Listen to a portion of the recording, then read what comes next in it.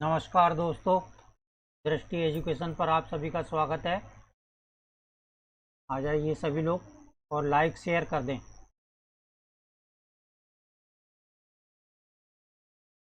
Voice आ रही है clear? Comment कर दें सभी लोग। आज हम ईवीएस के लिए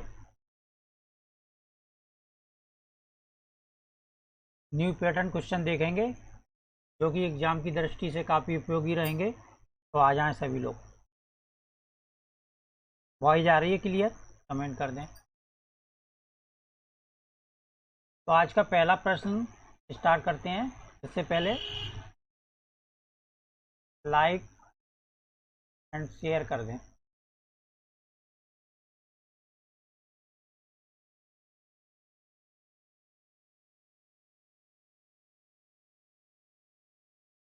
ठीक है, तो पहला प्रश्न है, कथन ए तथा आर को ध्यान से पढ़ें तथा निम्नलिखित प्रश्नों के उत्तर दें। ठीक है, एक कथन है, रेशम का कीड़ा अपनी मादा को उसकी गंध से कई किलोमीटर दूर से ही पहचान लेता है। रेशम का कीड़ा अपनी मादा को उसकी गंध से कई किलोमीटर दूर से ही पहचान लेता है। तो ये कथन क्या है? सही है। ठीक है, एनसीईआरटी बुक में दिया हुआ है ये कथन, तो ये बिल्कुल सही है। अब आर कथन क्या बोल रहा है? कुछ मादा कीड़े फेरीमोनस छोड़ते हैं। फेरीमोनस क्या होता है? एक प्रकार का रसायन होता है, ठीक है, जो कि मादा कीड़े छोड़ते हैं, जिसके गंध को नर कीड़े पहचान लेते हैं। जैसे रेशम का कीड़े की जो मादा होती है वो फेरीमोनस छोड़ती है। ठीक है, तो नर क्या हो, उस गंध को पहचान लेते हैं। ठीक है, तो ये कथन भी सही हो गया। तो राइट आंसर हो जाएगा आपका, दोनों कथन ए एवं आर सही है तथा आर ए की सही व्याख्या करता है। ठीक है,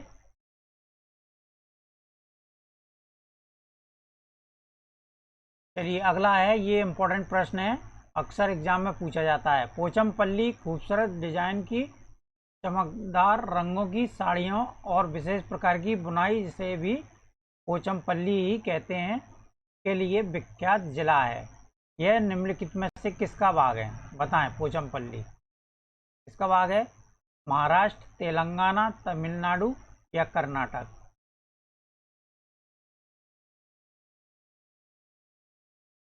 तनु, राधे राधे। विजय सिंह, नमस्कार। वॉइस आ रही है क्लियर? कमेंट कर दें। तो पोचमपल्ली किसका भाग है? ये तेलंगाना का। पूर्व में किसका भाग था? पूर्व में किसका भाग था? ये आंध्र प्रदेश का। जब आंध्र प्रदेश के दो टुकड़े हुए तो दो राज्य बने, एक तेलंगाना और एक आंध्र प्रदेश। तो पूर्व में अगर पूछें तो आंध्र प्रदेश, और वर्तमान में ये तेलंगाना का भाग हो गया। ठीक है, ध्यान रखें। नेक्स्ट है, निम्नलिखित कथनों को ध्यान से पढ़िए। कथन पहला है, ईवीएस पाठ्यक्रम की को 6 थीम में बांटा गया है। तो सभी को पता है 6 थीम में बांटा गया है इसको। ठीक है, पहला है पानी या जल, दूसरा है संबंध, आपसी संबंध जिसे बोलते हैं। ठीक है, तीसरा है भोजन, चौथा है यातायात, और पांचवा है आवास। ठीक है, और चौथा है वस्तुएं कैसे कार्य करती हैं, चीज़ें कैसे बनाती हैं और कार्य करती हैं। ठीक है, तो ये छठा हो गया। ये आपको एक क्वेश्चन आपको एग्जाम में देगा, तो ये सभी थीमें आपको अच्छे से याद होना चाहिए। ठीक है, सेकंड कथन है, ईवीएस के थीम बच्चों के जीवन के बहुत करीब होती हैं। ठीक है, तो ये भी कथन सही है। तो इसका राइट आंसर हो जाएगा आपका, कौन सा हो जाएगा बताएं? तीसरे का बताएं। दोनों कथन 1 व 2 सही हैं। ठीक है, नेक्स्ट आ जाएगा आपका, डॉक्टर मरीजों में मलेरिया की पहचान के लिए खून की जांच कराने के लिए निर्देशित करते हैं। खून की जांच से क्या होता है? पहला ऑप्शन है इसमें मादा मच्छर के अंडों को की उपस्थिति को का पता चलेगा। दूसरा है उसमें उपस्थित जीवाणुओं का पता चलेगा। तीसरा है उसमें उपस्थित हीमोग्लोबिन का पता चलेगा। और चौथा है उसमें उपस्थित लोहे तत्व की मात्रा का पता चलेगा। तो क्या होगा इसका, बताएं।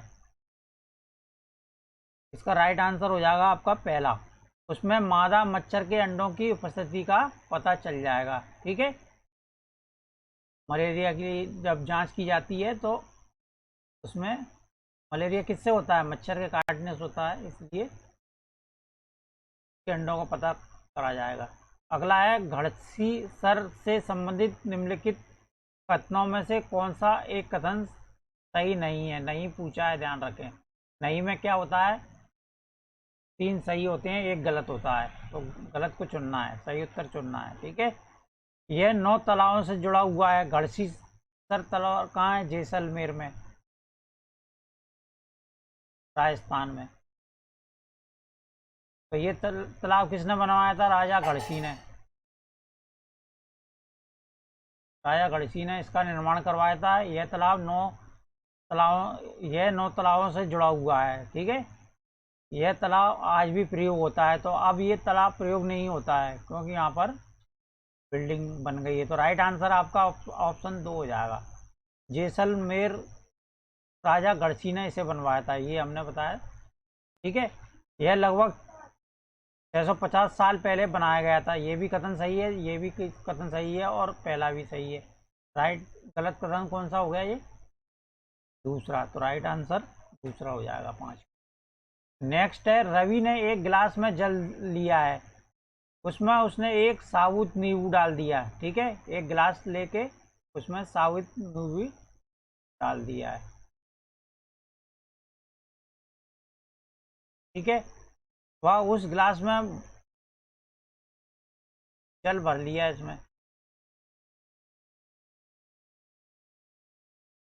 अब उस गिलास में बहुत सारा नमक डाल देता है, इसमें नमक डालता है आधा चम्मच, 1 के बराबर। ठीक है, इसमें नमक डालने से क्या होगा, कुछ समय पश्चात उसमें पाया कि नमक डालने से क्या हो जाएगा। पहला है नींबू जल में 2 भागों में टूट जाएगा, नींबू गिलास के बीचों बीच चला जाएगा, नींबू जल में डूब जाएगा, या नींबू जल में तैरने लगेगा। तो इसका राइट आंसर हो जाएगा, जब नमक डालेंगे तो इसका घनत्व बढ़ जाएगा, तो नींबू क्या हो जाएगा, ऊपर आ जाएगा गिलास में। ठीक है,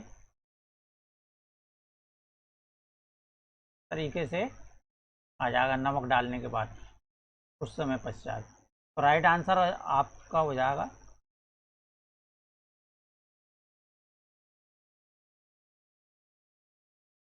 अब अगला प्रश्न देख लें। नीचे दिए गए कथनों ए और बी पर विचार कीजिए।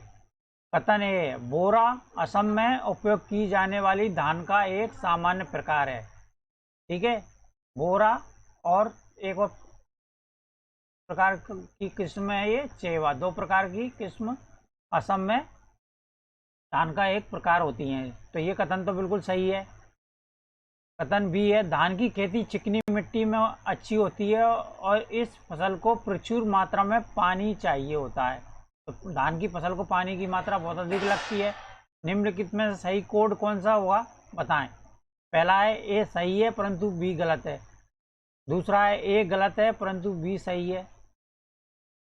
तीसरा है ए और बी दोनों सही हैं। तो इसमें ये ए और बी दोनों सही हो जाएंगे। ऑप्शन 3 इसका बिल्कुल सही है, आरुष गुप्ता। नेक्स्ट है, अल ब्रूनी के बारे में निम्नलिखित कथनों में से कौन सा एक कथन सही नहीं है। नहीं वाले क्वेश्चन आपको एग्जाम में देखने को मिलते हैं, सही उत्तर चुनिए। ठीक है, अल ब्रूनी के बारे में, अल ब्रूनी कहाँ से आया था, उज्बेकिस्तानी यात्री था। ये कहाँ से आया था, किस देश से, उज्बेकिस्तान से। ठीक है, भारत में आया था ये। तो पहला है, उसने भारत के उस समय के तालाबों के बारे में कुछ भी नहीं लिखा। तो ये गलत है, उसने लिखा था, तालाबों के बारे में, जल स्रोतों के बारे में लिखा था उसने। तो राइट आंसर पहला ही हो जाएगा। उसने अपने लेखों में भारत के तालाब बनाने की तकनीक की प्रशंसा की थी, ये बिल्कुल सही है। तो यहाँ पर लिखा था इसलिए की थी। अल-ब्रूनी जहाँ से आए थे उसे आजकल उज्बेकिस्तान कहते हैं, ये भी सही है। 1000 से भी ज़्यादा साल पहले वे भारत में आए थे, ये कथन भी सही है। तो ये कथन भी याद रखें, कथन वाले क्वेश्चन ज़्यादा आने लगे हैं अब। अगला है, जोड़ से संबंधित निम्नलिखित में से कौन सा कथन सही है। सही कथन चुनना है, सही में 3 गलत 1 सही होगा, तो सही वाले को चयन करना है। पहला है, यह आप आसपास के कुओं में जमीन का पानी इकट्ठा करता है, जोड़। दूसरा है, यह नदियों से पानी इकट्ठा करता है। तीसरा, यह समुदाय आधारित वर्षा जल संचय प्रणाली है, यह पानी में अशुद्धियों को फिल्टर करता है। तो ये क्या होता है, यह सामुदायिक आधारित वर्षा जल संचय प्रणाली है, बारिश का जो पानी होता है उसको इकट्ठा किया जाता है इसमें, जोड़ में। ठीक है, तो ध्यान रखें। सिद्धांत चतुर्वेदी। राधे राधे। तो 9 का हो जाएगा आपका सी, नीलेश सक्सेना, बिल्कुल सही है। नेक्स्ट है, दिए गए कथनों को ध्यानपूर्वक पढ़ें और सही विकल्प चुनें।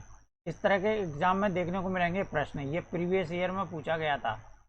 अभी कथन है, ये है, हम अधिक ऊंचाई की तुलना में समुद्र तल पर आसानी से खाना पका सकते हैं। ठीक है, समुद्र तल पर आसानी से खाना पकाया जा सकता है ऊंचाई की अपेक्षा, तो ये बिल्कुल सही है। और कारण इसका क्या होता है, अधिक ऊंचाई पर पानी का क्वथनांक बढ़ जाता है, तो ये गलत है। क्वथनांक क्या होता है, घट जाता है अधिक ऊंचाई पर जाते हैं। जैसे जैसे ऊंचाई पर जाएंगे हम नीचे से ऊपर तक, तो क्वथनांक क्या होता है, घटने लगता है। इसलिए अधिक ऊंचाई की तुलना में समुद्र तल पर पानी खाना आसानी से पकाया जा सकता है। ठीक है, तो इसका राइट आंसर हो जाएगा आपका ए सत्य है लेकिन बी असत्य हो जाएगा। ठीक है, ऑप्शन पहला। अगला है, पक्षियों का अध्ययन करने वालों ने यह परीक्षण किया कि पक्षियों की एक विशेष प्रजाति में नर पक्षी अपने अपने घोंसले बनाते हैं। मादा पक्षी उन सभी घोंसलों को देखती है, उनमें से जो सबसे अच्छा होता है उसमें ही वह अंडे देने का निश्चय करती है। इस पक्षी का नाम है, तो पहला है कलचिड़ी, दूसरा है शकरखोरा, तीसरा है दर्जन चिड़िया और चौथा है बीवर पक्षी। बताएं क्या होगा इसका, सभी को पता होगा इसके बारे में, पक्षियों के जो घोंसले हैं उनके बारे में पता होना चाहिए। दर्जन चिड़िया करती है पत्तों को सीकर घोंसला बनाती है, उसमें अंडे देती है। शकरखोरा लटकता पेड़ की डाली पर लटकता घोंसला बनाती है, हैं? और ये पत्थरों के बीच में किलचड़ी। ठीक है, तो राइट आंसर हो जाएगा आपका बीवर पक्षी। सिद्धांत चतुर्वेदी को विजय सिंह का भी सही है। नेक्स्ट है, हरियाणा के सीमावर्ती राज्य कौन से हैं, इसमें बताएं। ये इंपॉर्टेंट प्रश्न है, इस तरह के प्रश्न आते हैं आपके, निकटवर्ती सीमावर्ती राज्य, पड़ोसी राज्य। हरियाणा के पड़ोसी राज्य कौन कौन से हैं इसमें, पहला है हिमाचल, पंजाब, बिहार। दूसरा है बिहार, पंजाब, उत्तर प्रदेश। तीसरा है हिमाचल प्रदेश, राजस्थान, उत्तर प्रदेश। चौथा है उत्तर प्रदेश, उत्तराखंड, मध्य प्रदेश। तो हरियाणा के निकटवर्ती राज्य कौन कौन से हैं, पहला है आपका पंजाब,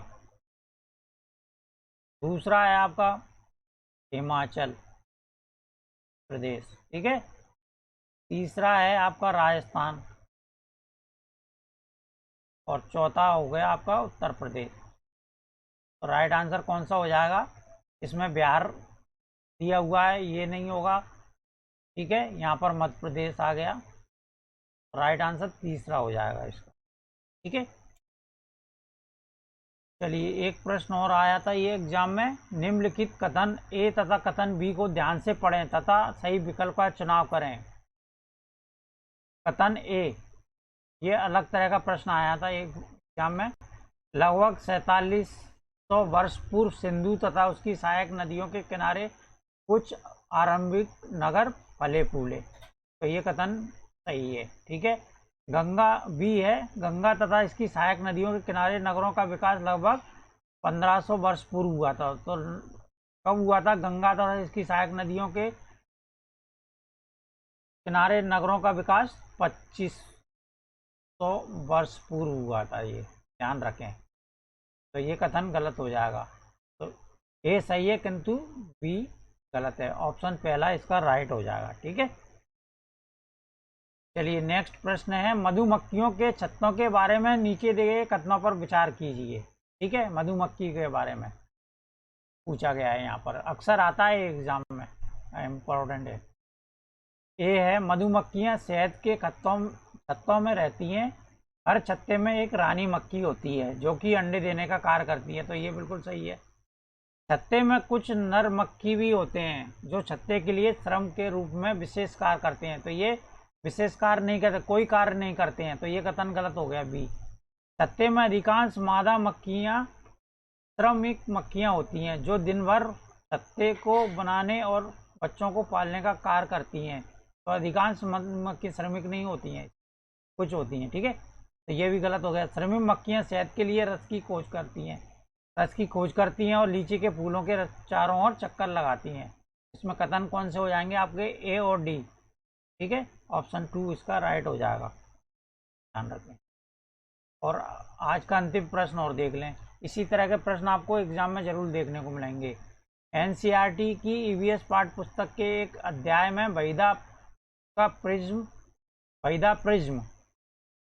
और नौसेना में डॉक्टर के रूप में उनके अनुभव का वर्णन है। इसमें शामिल करने का क्या कारण है, बताएं। ए है, उनका अनुभव लैंगिक रूढ़ियों को चुनौती देता है। तो ये बिल्कुल सही है, क्योंकि ये पहली महिला थी जिन्होंने सेना में परेड को सलामी दी थी। ठीक है, तो रूढ़िवादिता को तोड़ा था इन्होंने।